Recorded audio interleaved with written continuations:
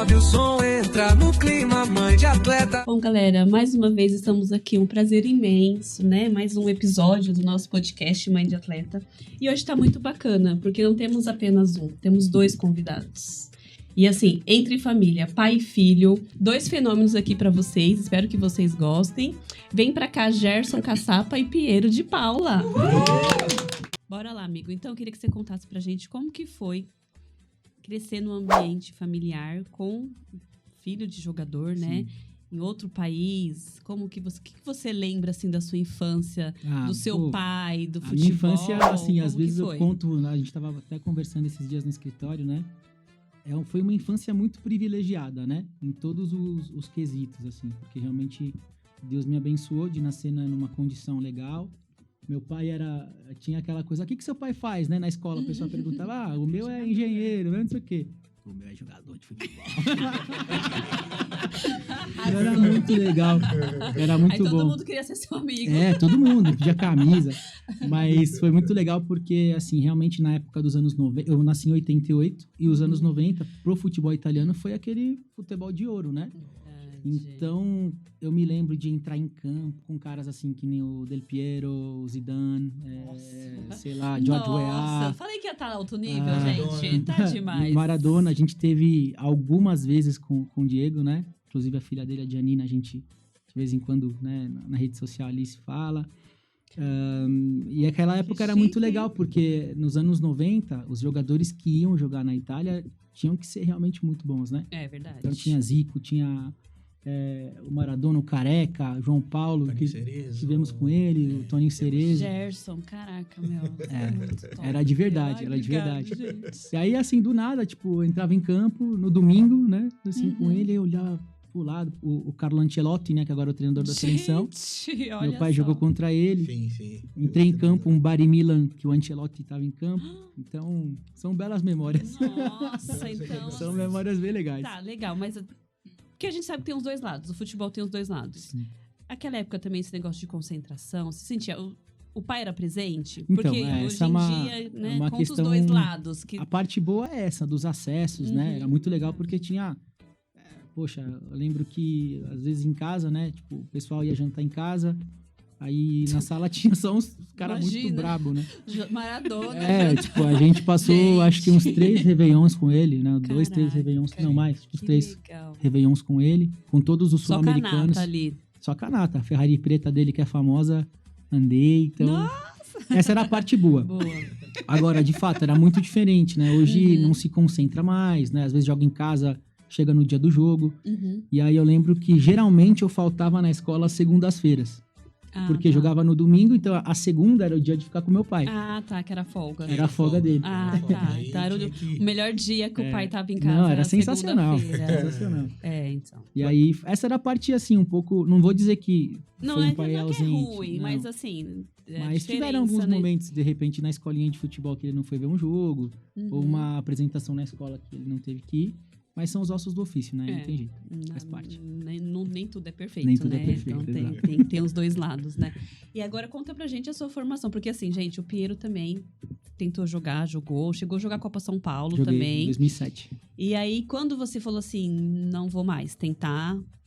Como você começou? Foi muito influenciado pelo seu pai? Totalmente. Ou você acha que... Totalmente. Na verdade, mas assim... você gostava também? Sempre gostei. Mas é muito natural, né? Um processo natural. De estar no dia a dia, e aí você almeja, né? Você posso falar uma coisa? Pode, lógico. Não porque meu filho, ele tá aqui, mas ele... Era bom. Fazer o pix depois. Sabia jogar. Isso aqui é um pai. Isso aqui é um pai. Isso aqui é um paizão. Eu só quero pai se for assim, se não for nem quero. Mas foi o começo, assim, escolinha, aquela coisa toda, mas eu levava jeito, de fato, né? Realmente eu tinha ali uma qualidade. Mas, assim, começou tudo brincando, né? Brincando, aquela coisa lúdica de ir no treino com ele, na escola. Na Itália você jogou também, não? Só aqui. Na Itália também. Na verdade, assim, a gente foi pra lá. Eu nasci no Brasil e fui pra Itália apesar de ter a cidadania italiana, né? Mas nasci no Brasil e fui com 6 meses pra lá. Então, aprendi a falar, enfim. A vida iniciou pra mim realmente em Bari, né? No sul da Itália.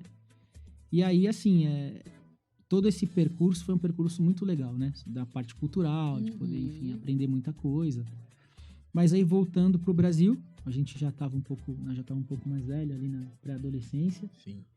E aí, assim, eu fui treinando, joguei em alguns clubes, né? Claro que num nível não, por exemplo, como o dele. Mas, assim, tentei. E o momento que eu decidi parar, Deus me abençoou ainda que eu continuei jogando, só que pela faculdade, né? Inclusive, esse é um tema que eu acho legal de falar, que é o futebol universitário. Porque às vezes os meninos falam, poxa, eu quero jogar no Palmeiras, no Corinthians. Mas existe uma vertente do futebol que poucas pessoas conhecem. Talvez ela não te pague financeiramente, mas ela te paga com formação, né? Exatamente. Então, fui jogar universitário, joguei na Anhembi Morumbi, né? Fiz administração com ênfase em marketing. Depois, enfim, viajei um monte, né? Voltei para Itália, morei em Londres, morei na África do Sul. Rodei bastante. Bastante, né? Ô, Gerson, agora eu queria que você falasse pra gente. Você também foi treinador lá, né? Na Itália. Sim. Qual que você acha que é a diferença? Tem muito do futebol lá Aqui no Brasil. Pro Brasil? Você tocou num fato que para mim é fundamental. Uhum. Porque eu joguei, mas depois assim, não porque eu joguei lá, mas lá tem uma regra. Acho que na Europa em si tem uma regra, principalmente no futebol italiano. Você é um ex-atleta, então você tem umas regalias, entre parênteses. Você tem que fazer o curso. Realmente eu sempre gostei de trabalhar com a categoria de base e também com os grandes. Então é um percurso uma junção, que você tem que fazer. Então eu tive a humildade de poder aprender muita coisa também com os garotos. E depois fazendo o curso da UEFA, dou até um alerta que é diferente. Estamos muito atrasados? Assim, atrasados. Eu, assim, né, estando agora no Brasil, fazendo outras coisas, mas o futebol é o nosso carro-chefe. Então, hoje, no futebol, mudou muita coisa. Então, a gente, às vezes, tem essa questão agora no Brasil dos treinadores estrangeiros. Não é que eles são mais do que a gente. São os estudos e são as frequências hoje que tem lá fora. Tá certo? Não é que nossos treinadores aqui no Brasil são desatualizados. Não são capazes, né? Justamente. Mas o segmento que tem no curso da UEFA corresponde o curso da CBF aqui. Aí é estranho eu falar isso? E realmente é. Porque tudo se começa da base. Brasil, nós sabemos, Brasil do futebol, mas a gente não pode parar no tempo. Tem muita coisa que a gente precisa fazer em termos de treino.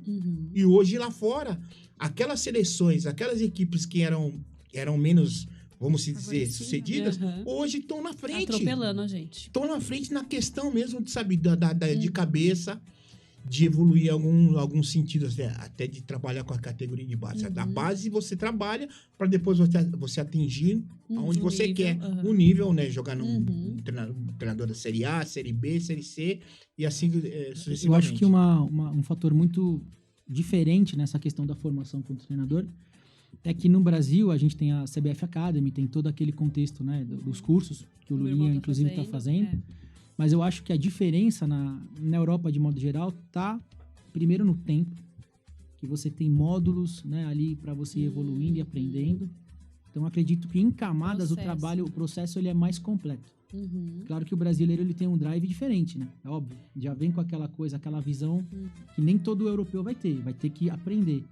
Mas, ao contrário disso, também tem a questão teórica, que tem alguns pontos que às vezes faltam. Culturalmente já se estudam mais do que aqui, né? E hoje em dia o futebol está sendo estudado, né? Totalmente. Não é só o talento. Eu vou até simplificar alguma coisa a mais.